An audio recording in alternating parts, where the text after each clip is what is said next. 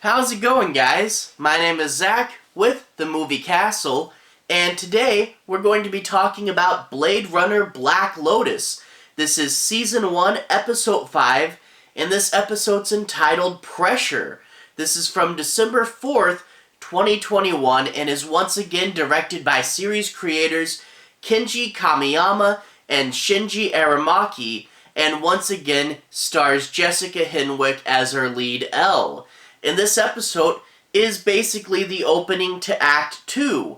Ellie knows who she is now, and she knows what her mission is, and she's about to go on presumably a Kill Bill style revenge mission against the people that killed all her friends. So this is very much the opening bit of Act 2, so we haven't got quite into the action yet, but we see all the setup and we see where the pieces are moving, and next episode, that's going to be where Act 2 really kicks off. So, not the biggest episode, but a very exciting episode, seeing the beginning of where this show is going to be for Act 2, which will be probably like 4 or 5 episodes, but overall, really, really cool.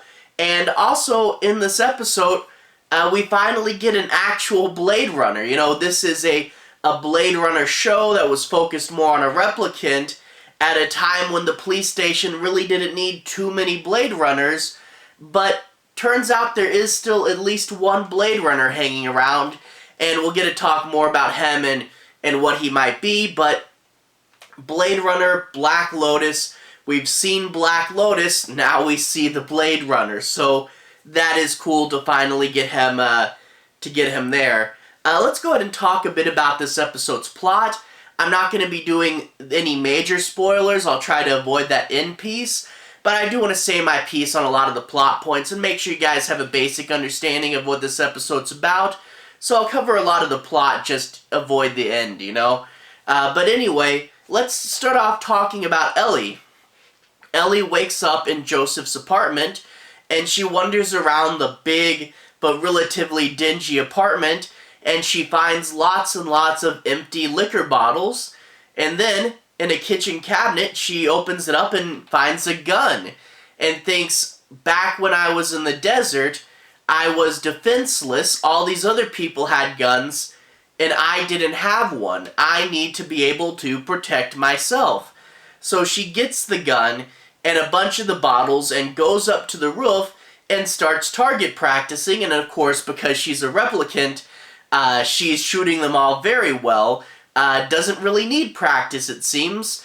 But Joseph goes up to the roof and stops her, saying, "Hey, what are you doing? You know, you're rooting through my stuff. Well, also more than rooting through my stuff, you're firing a gun in a crowded city. You know, you do, if you own a gun, need to make sure that you're familiar with it. Practice is always a good thing, but not in the middle of a crowded city."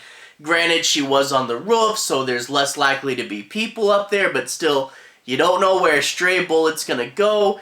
Don't just fire a gun in the middle of a city. Although, what does it say about the Blade Runner universe that only Joseph, who was right below, happened to notice? Everyone else just heard gunshots and didn't really care, so that does say something about the Blade Runner world right there. But anyway, he takes her back down, feeds her some soup, and they have a little bit of a heart-to-heart. Ellie goes, "So I do need to eat." And Joseph's like, "Yes, you need to eat. You need to drink. You need to breathe air. You're made to be just like a human, but, you know, better." And she, you know, because Joseph had been drinking so much, she goes, "So I can drink alcohol?" "Yeah, you can drink alcohol. Will it make me forget?" "Nope, you're a replicant. You can drink, you can try to forget, but those memories are in there. Humans can forget, but you're not going to." And I thought that was a fun twist. The idea that, you know, replicants would have a much better memory than humans. It totally makes sense, but I don't think it's been talked about before. But anyway, that's a cool idea. And then after that, we go to the computer and we get sort of a version of the enhanced scene from the original Blade Runner movie.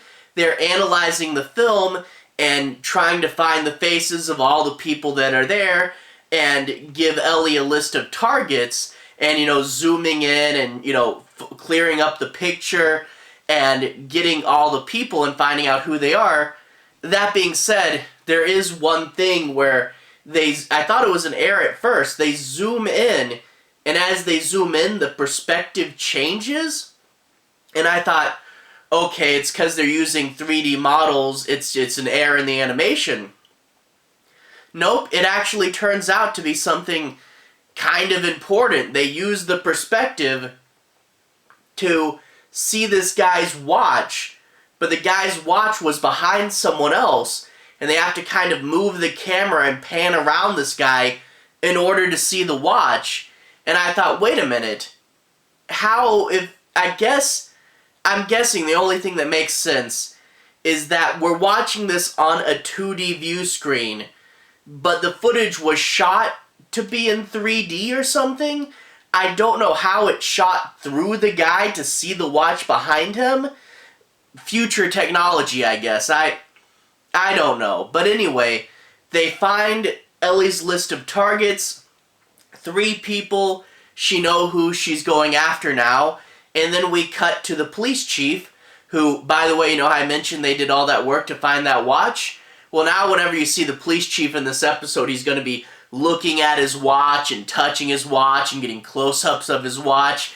In case you didn't put that together, they basically told you in the last episode when you finally saw his face, but in case you didn't put it together, he's the guy with the watch. He was there and is sort of over-explained. I think one shot would have been enough, but anyway, you see the police chief there. He's still blowing off Detective Davis, saying there's no way this is a replicant. Meanwhile, it turns out he actually does have a Blade Runner. He had been kind of saying that the police didn't have any Blade Runners, but turns out that's not entirely true. He's talking to a Blade Runner and saying, this is bad, we need to get this under control, and it turns out this Blade Runner is very much A-okay with keeping, secrets for people. Yeah, I'll take care of your little replicant problem. We actually see him in the opening of this episode. The boxer from, I think it was episode 2 or 3, the boxer in the replicant fighting ring, he actually is on a bus, and the Blade Runner pops up and takes him out with a shotgun. And we had previously seen Blade Runners in Blade Runner media from their perspective, but now that we're doing a show about replicants, we're seeing a Blade Runner from a replicant's perspective. I thought that was really interesting. Getting to see him be big and scary like a Terminator or something, that is different. And usually in Blade Runner media, you have the Blade Runners and they realize the error of their ways and they, reform. Like, that's usually the point. I kind of wonder about this guy. I think he might stay evil the whole time, but it is really cool to see a Blade Runner from this perspective, and we haven't really got too much of that in the series before. The cop also talks to Nadette Wallace Sr., and he says, you need to cover this up, so presumably that's where he got all the replicants from.